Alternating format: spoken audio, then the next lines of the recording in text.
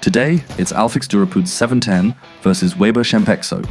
Two cement-based plasters for that classic Danish water scrub finish, perfect for both indoors and out. First up, Alfix Durapuds 710. It's white, smooth, and super easy to spread.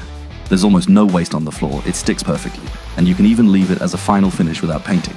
But it's about 3 times more expensive. Now, Weber Cempexo.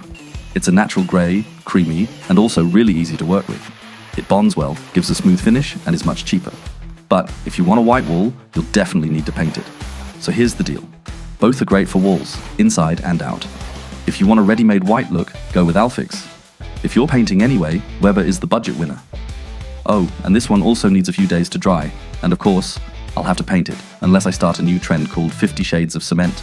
Got questions? Drop them in the comments. And hey, don't forget to hit like and subscribe for more DIY projects. Thanks for watching. See you next time. Bye bye.